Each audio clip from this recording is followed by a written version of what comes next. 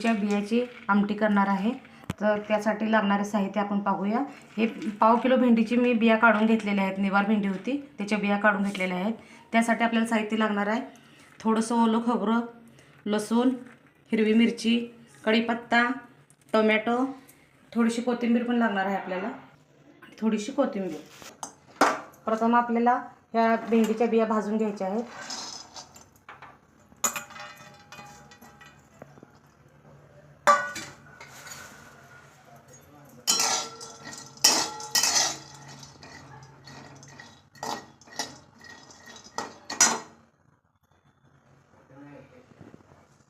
बिया भाजण्यासाठी आपल्याला थोडंसं तेल घालायचं आहे यामध्ये।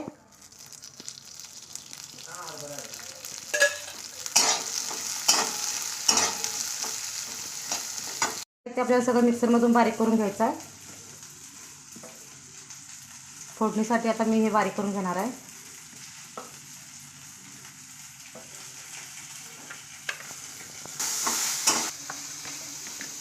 आपल्याला आता आपण काढून घेऊया। बघा हे मी अशा प्रकारे खोबरं, लसूण, कोथिंबीर, हिरवी मिरची, टोमॅटो सगळं बारीक करून घेतलेलं आहे मिक्सरला। आता आपल्याला फोडणी द्यायची आहे। मोहरी वापरायची,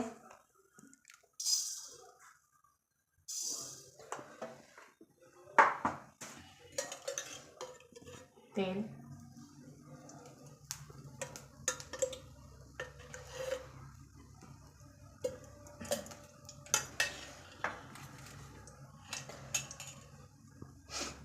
कढीपत्ता, जिरं,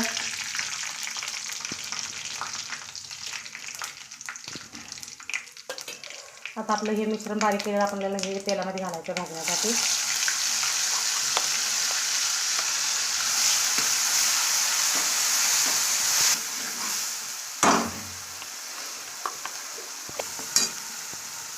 ते बिया पण आपल्याला थोडीशा मिक्सरला फिरवून घ्यायच्या आहेत। एकदम बारीक पण करायचं नाही, थोड्याशा मोठ्या मोठ्याच ठेवायच्या।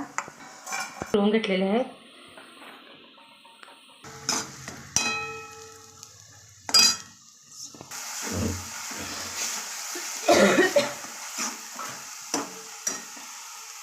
आता मी एक चमचा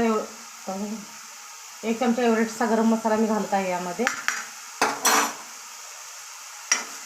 आता आपला मसाला हा तेल सुटू सगळा भाजलेला आहे। आता आपल्याला यामध्ये हळद पूड वापरायचे।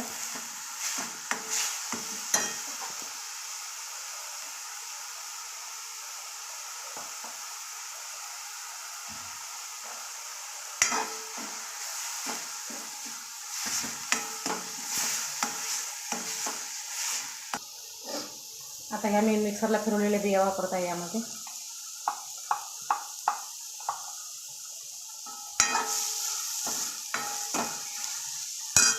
यासाठी पाणी ओतायचं आहे।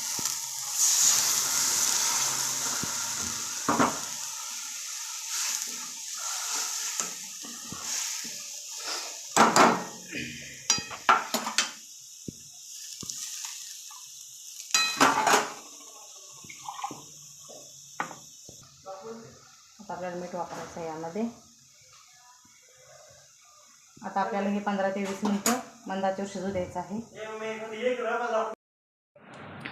मी फोडणी दिल्यानंतर 10 मिनिटेच आमटी शिजवलेली आहे। बघा आता अशा प्रकारे आपली आमटी, भेंडीच्या बियाची आमटी तयार झालेली आहे।